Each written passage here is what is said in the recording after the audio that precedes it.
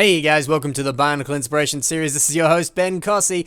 I like pina coladas, I like getting caught in the rain. Not into yoga, but I have half a brain.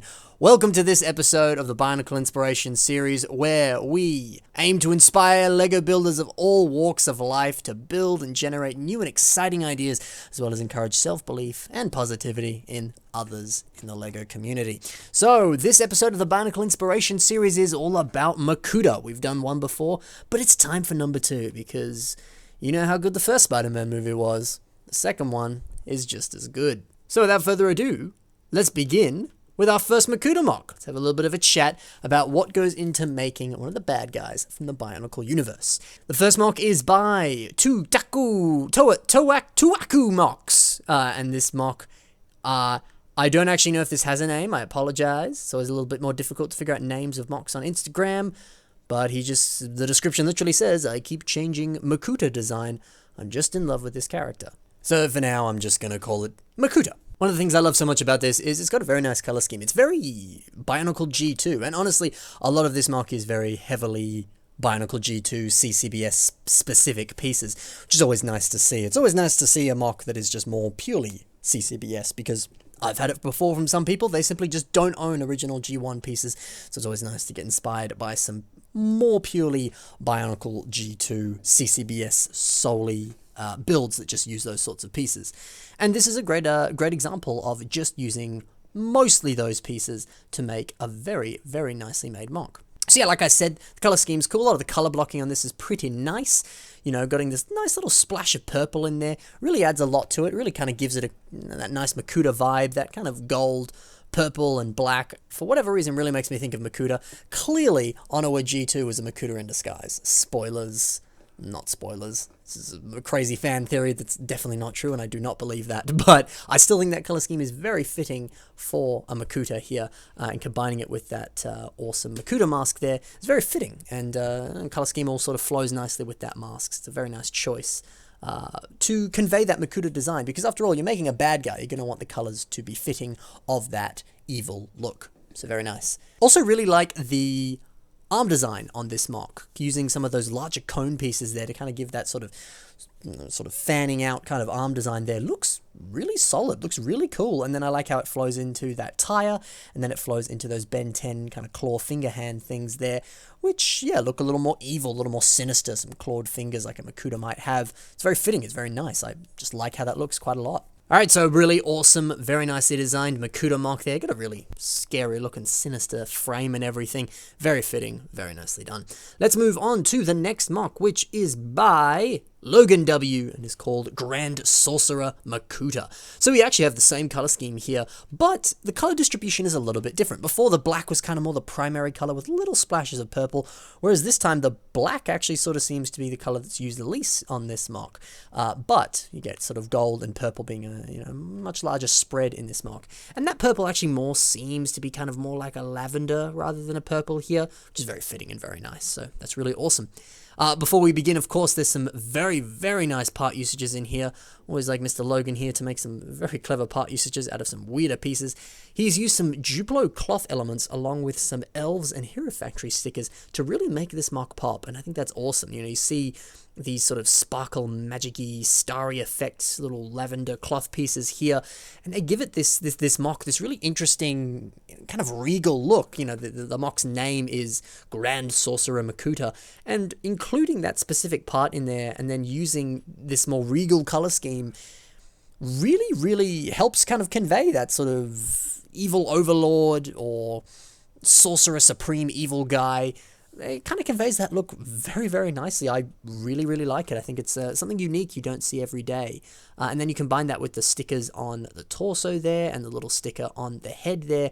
You just keep continuing it throughout the mock, and it's almost like none of this mock is kind of leaving out that regal look. It's just a very simple effect there, just adding in a couple stickers, adding in those cloth pieces there. And so I highly implore you, check out some of your weirder cloth pieces. Next time you place a Bricklink order, be sure to look at the cloth tab and see, hey, what cloth does this Bricklink store have? Because maybe I can get something for cheap and I can pull off a really unique look like this.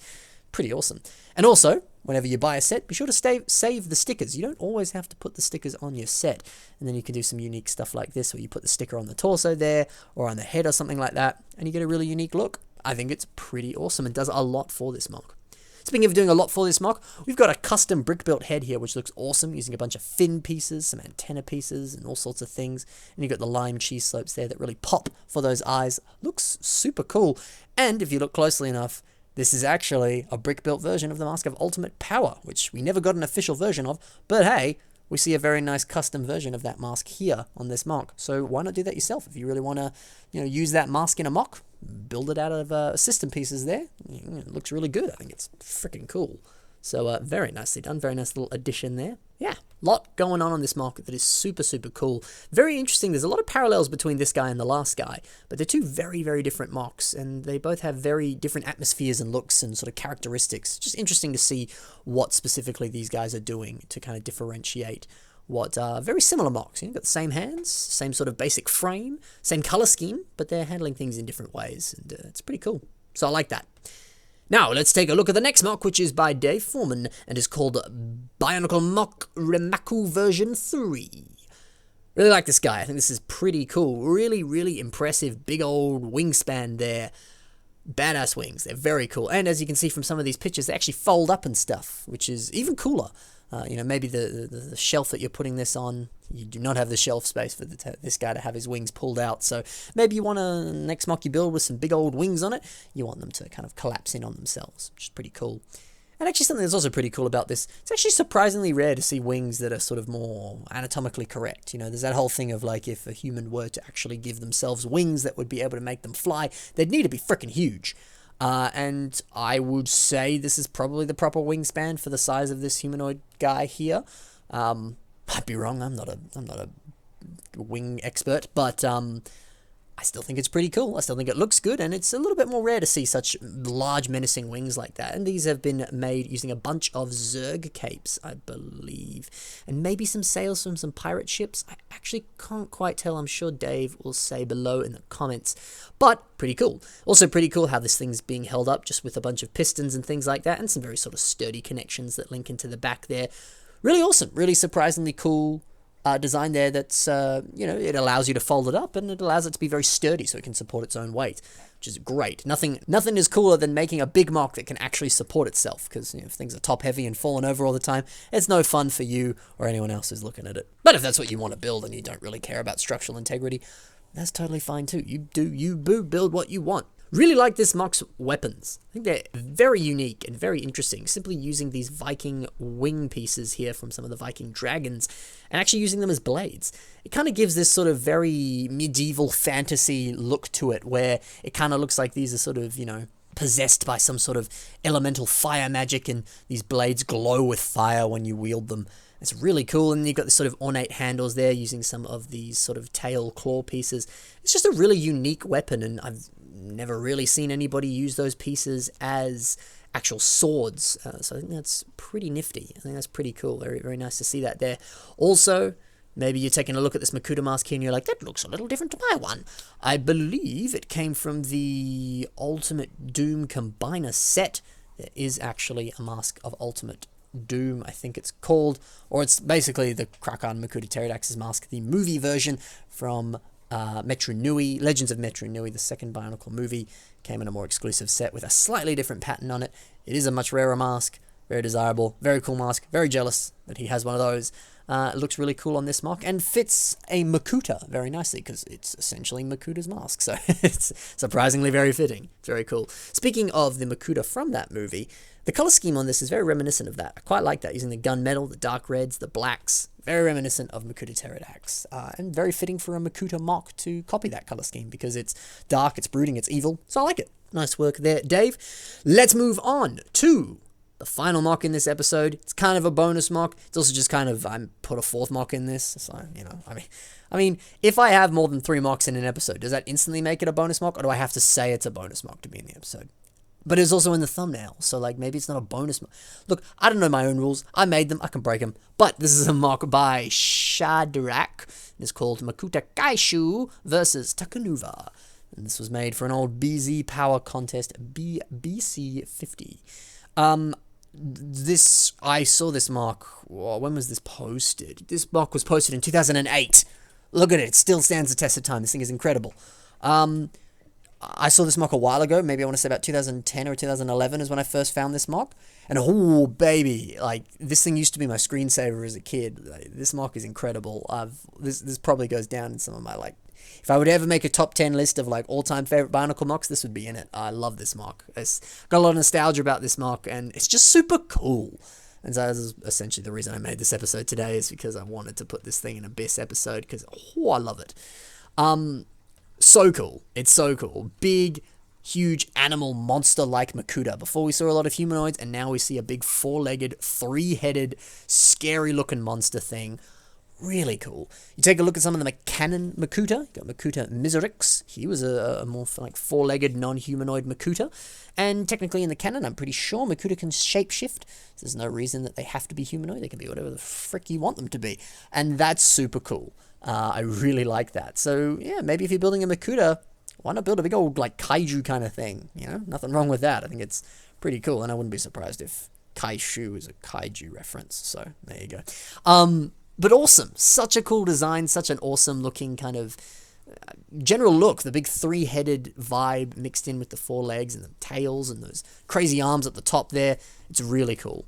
Something else that's really cool is the sort of oozing blarg, like shadow effect coming out of the three mouths here. Simply made just using a bunch of hand connectors being connected illegally together like that.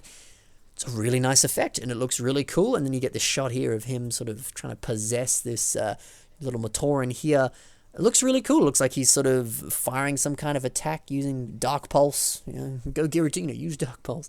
Something like that. It's pretty cool. I like that a lot. Scary, awesome, and you never really see too many mocks, especially for 2008, that actually are kind of attacking like that. It's pretty cool. Whether or not that's like its tongues or it's just sort of oozing shadow out of its mouth, I don't really care. It looks really cool.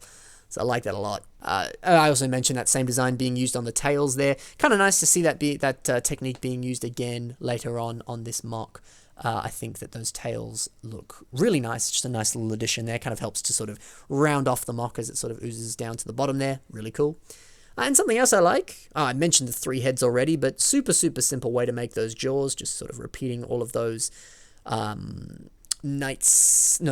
kingdoms, castle, sword pieces there from some of the orcs. Yeah, you get just a really effective looking mouth design there. A lot of this mock is actually just made out of those hand connectors. The more I look at this, you take a look at that jaw, a lot of it's hand connectors. Take a look at a lot of the body, there's a lot of hand connectors there. So there you go. It's pretty simple. Just buy a bunch of hand connectors, put them together, and add a few other things, and you got yourself this Kaiju Makuta. It's pretty cool. But something else I noticed. You take a look at the back here, and then you take a look at one of the front upper legs here. There's two of those big old Visorak heads in black there, and that covers up a big amount of that mock.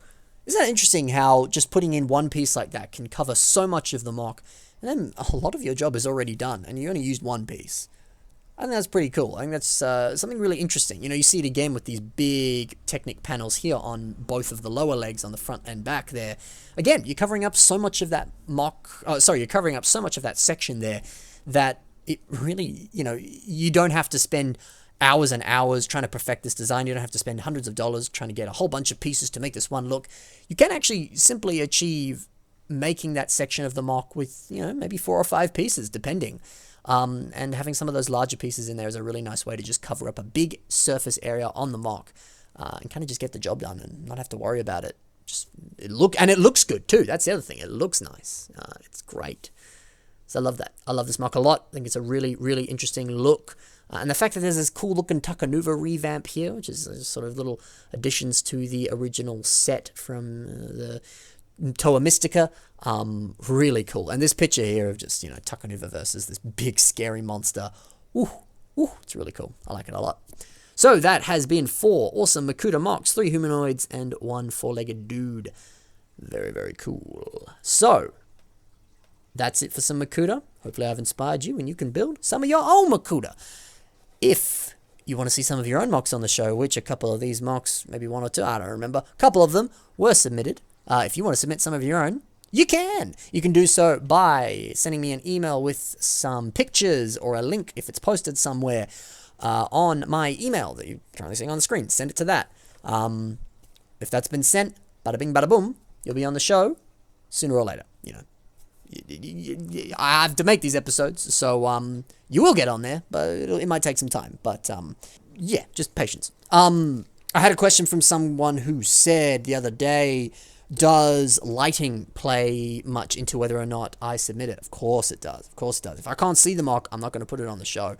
I think maybe 2 submissions of the like 100, 150 that I've got, I've had to reject simply because I just can't see the mock. You know, pictures are too blurry. You haven't given me enough pictures.